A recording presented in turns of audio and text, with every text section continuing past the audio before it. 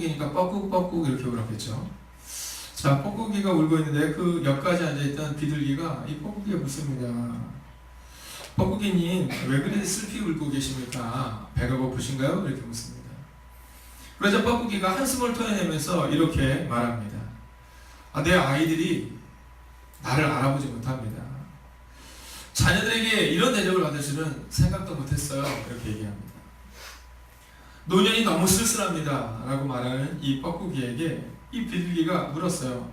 아니, 뻐꾸기님에게도 자식이 있었습니까? 이렇게 물어요.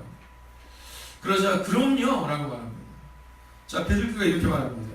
그런데 저는 당신이 아이를 둥지에 품고 오랫동안 앉아있는 모습을 본 적이 없는데요? 이렇게 말합니다. 그러자 뻐꾸기가 약간 부끄러운 표정으로 이렇게 대답합니다. 아니, 화창한 날씨에 컴컴한 집안에서 아이들을 품고 그렇게 박혀 있을 수는 없잖아요. 그래서 저는 제가 이 아이들을 낳으면 이 아이들을 이 집, 저 집, 다른 저 산에다가 잠깐 맡겨놨을 뿐이에요. 이렇게 말합니다. 그때 이 비둘기가 이 뻐꾸기에게 이렇게 말했다고 합니다. 참 욕심이 많군요.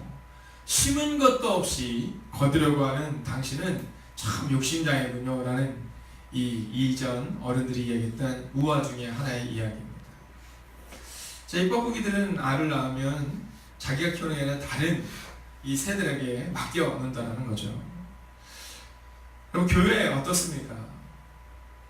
여러분은 어떤 사람이십니까? 사실 저는 이 예화를 원래 주일날 쓰려고 했지만 주일날 이 예화를 썼을 때 너무나도 마음에 부담이 되는 많은 분들이 계실까봐 이제 이 예화를 오늘 기도하는 여러분들과 함께 나누려고 합니다. 여러분, 저는 여러분들의 기도가 있기 때문에 우리의 교회가 또 우리의 자녀들이 살아날 줄로 믿습니다. 여러분, 원로라는 이름이 참 좋습니다.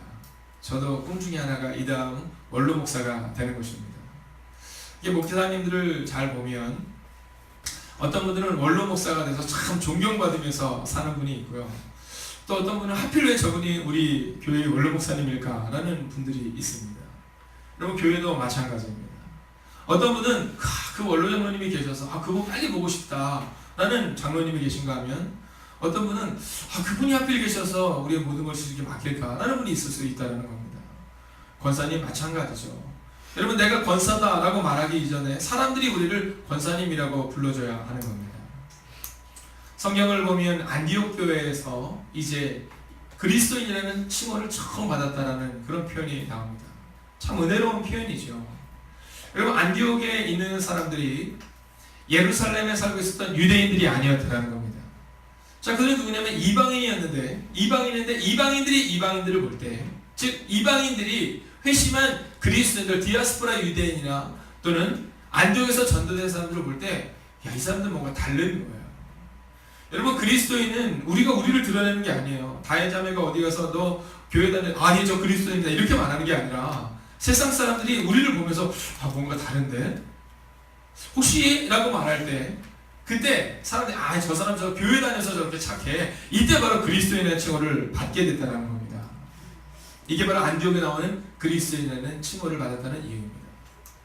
여러분, 교회에서 제가 집사요, 제가 목사라는 것을 드러내는 것이 아니라 사람들이 우리를 바라면서 목사님, 권사님, 장로님 이라고 말할 때 바로 책임질 수 있는 그러한 사람이 될 때 우리가 그 이름에 걸맞는 삶을 살아가게 된다라는 겁니다. 오늘 본문에 나오고 있는 이 세대는요, 어떤 세대냐면 자그마치 태어나서 40년 동안 광야를 헤맸던 세대입니다.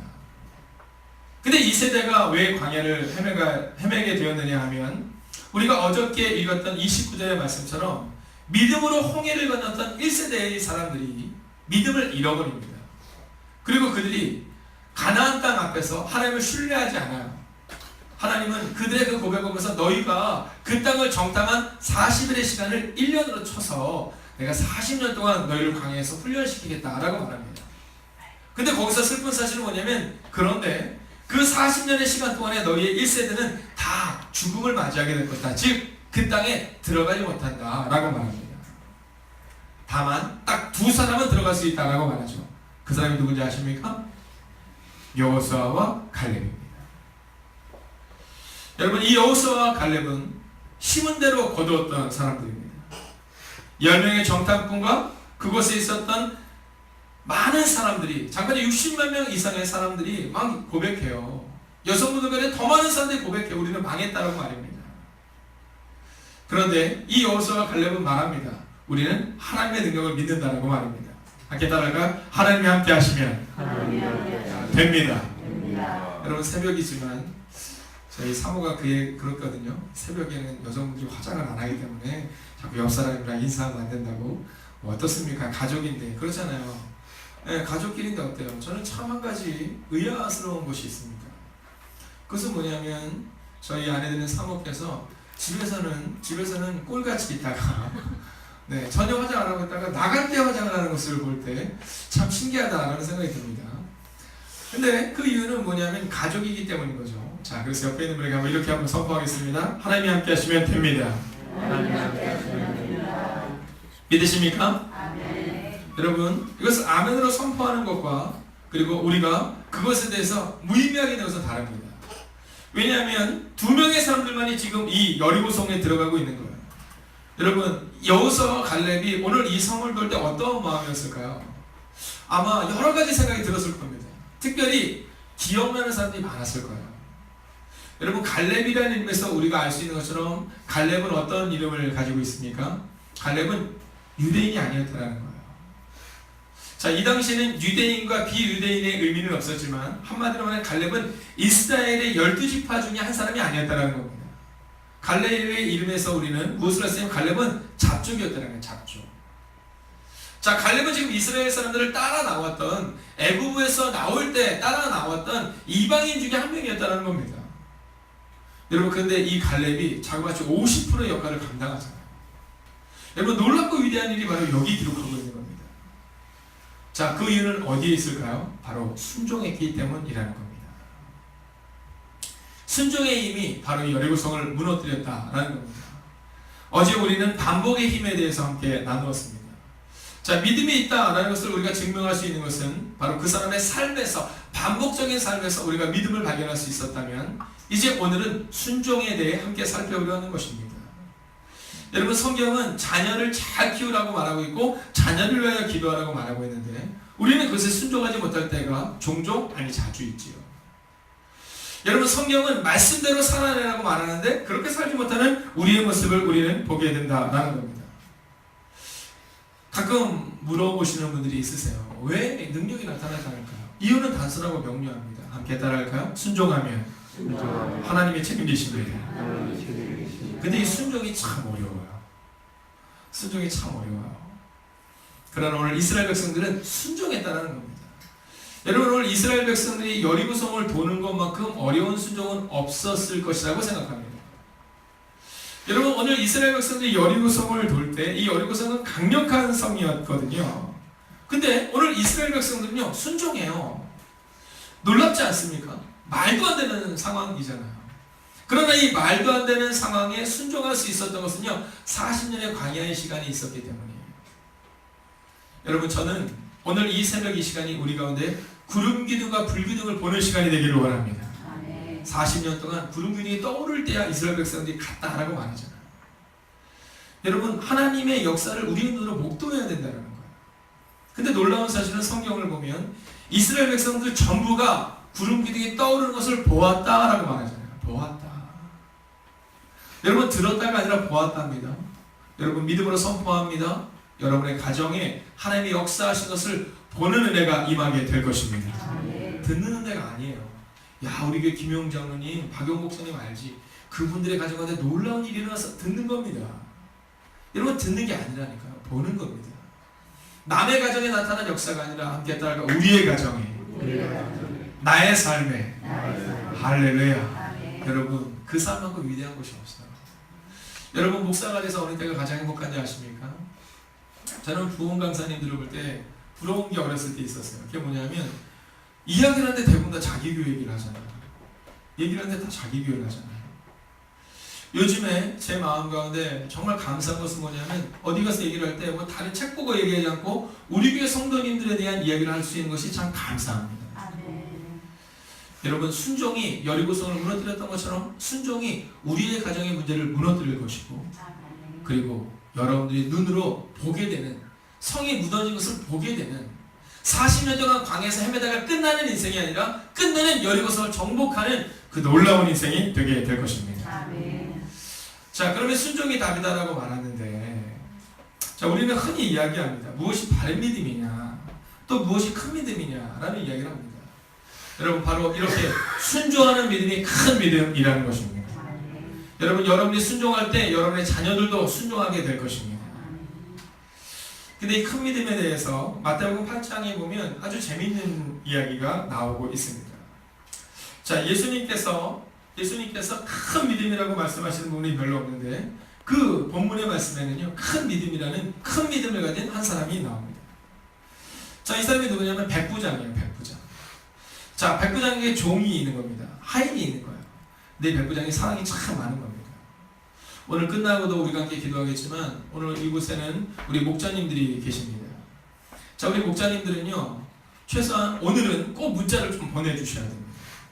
이런 목자님들이 언제 문자를 보내냐면 꼭 토요일날 보내세요. 내일 교회에서 봐, 이렇게. 그럼 이제 새신자들 입장에서 나 교회 오라고 문자했구나, 뭐 그 문자가 감동이 없어요. 네, 늘 그냥 오는 다른 문자와 비교가 할 때 다른 게 없는 겁니다. 그러나 오늘쯤은 전화하는 거예요. 너는 문자하는 거예요. 잘 지내고 있지?